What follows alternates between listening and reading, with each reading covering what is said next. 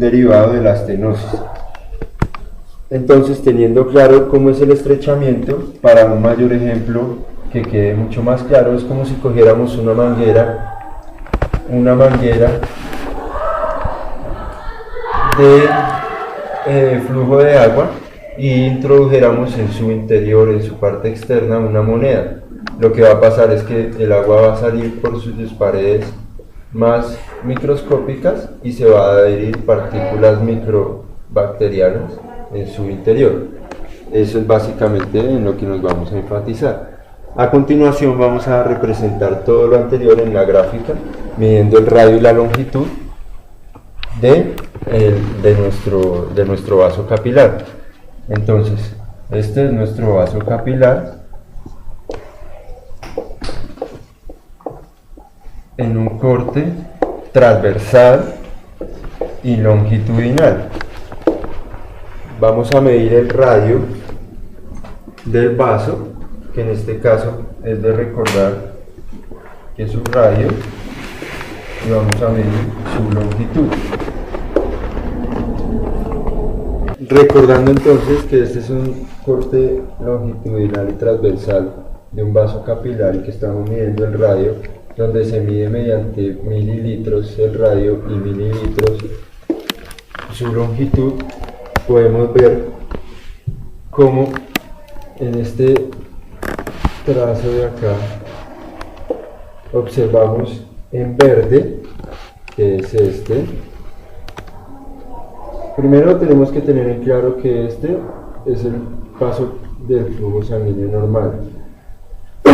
Vemos que hay un dominio axisimétrico, que quiere decir que todo gira sobre su propio eje, donde se diversa acá, y en verde vemos como la estenosis, ya mencionada, que es la estrechez de un vaso capilar, se produce de una manera un poco no tan elevada ni tan pronunciada como si se pronuncia a nivel longitudinal.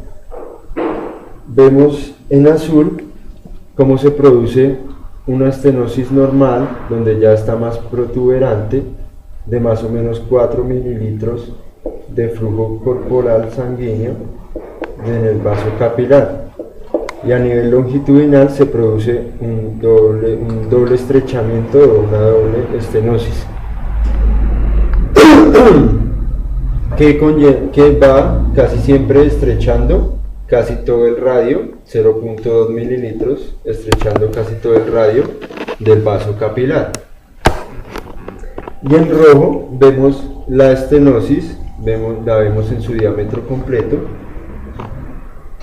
que ya si dibujáramos la luz libre, que es esta, que es por donde pasa el flujo sanguíneo normal en un vaso capilar, se va a ver estrechada porque la estenosis ya tiene un diámetro más grande y mayor. En este caso vemos como la viscosidad de la sangre, en este caso vemos como la viscosidad de la sangre se considera un flujo circulante a una suspensión concentrada y homogénea de eritrocitos. Recordemos que los eritrocitos son los mismos glóbulos rojos. Entonces, ya hablamos como una homogeneidad entre los eritrocitos de la viscosidad de la sangre. Entonces vamos a darle un modelo matemático y un modelo de una ecuación para mirar el comportamiento de dicha estenosis. O sea, se expresa en donde U es la viscosidad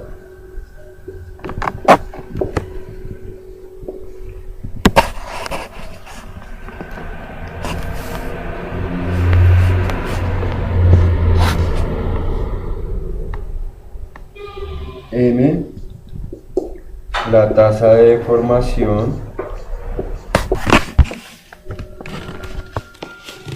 y Y son los parámetros del modelo.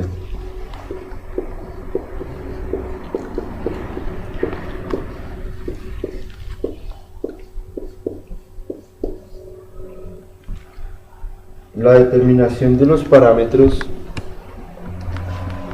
M y N se realiza a partir de un ajuste con el modelo no newtoniano, que recordemos que es un modelo que no lleva presencia de fuerza de cuerpos, como las leyes de Newton lo indican. Para ello se requiere el conocimiento del rango de variación de Y, para lo cual se halla un valor promedio de esta mediante un vector determinante, en términos del hematocrito sanguíneo, el diámetro del tramo sin estenosis y el caudal sanguíneo medio.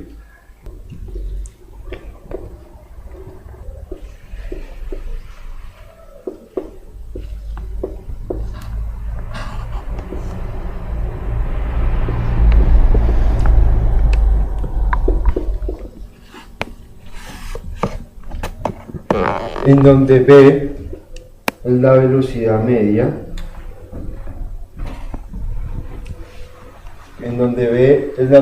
media, Q es el caudal medio temporal.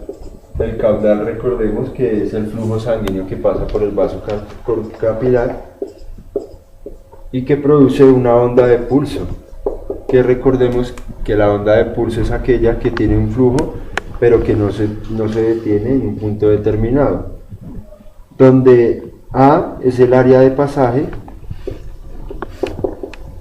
y R el radio del capilar.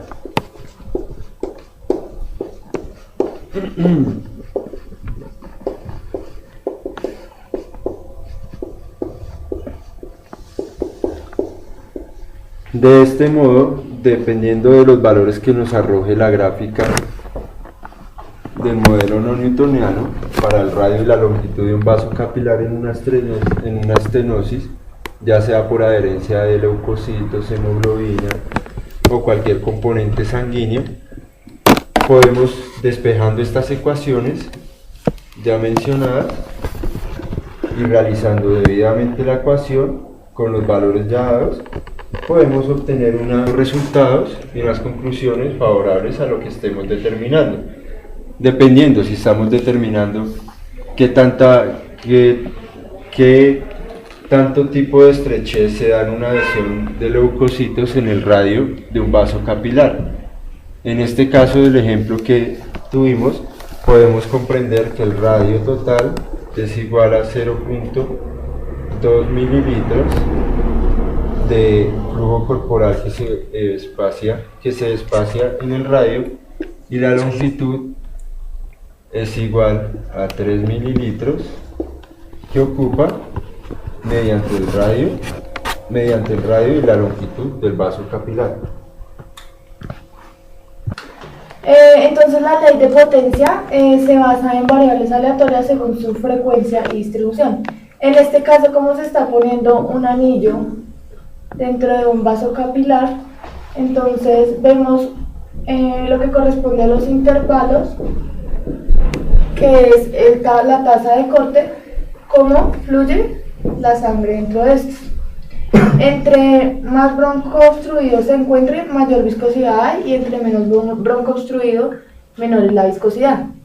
El modelo de Casson se basa a nivel del flujo sanguíneo, mirando el flujo laminar, que es el transporte de sangre que hay en los vasos capilares, normal, y el flujo turbulento, que es el cambio que hay en el paso de la sangre cuando hay una obstrucción o cuando hay una condición fisiopatológica. En este corte transversal que se ve en esta gráfica, se ve que la viscosidad tiende a elevarse en la ley de potencia. Mediante el modelo de Casson, que es la línea roja que ven acá, se ve que el flujo pasa de ser laminar a turbulento mediante presiones según la viscosidad y la tasa de corte. Bueno, esperamos que este video haya sido de su agrado. Gracias por su atención y espero que les sirva para su formación educativa. Muchas gracias.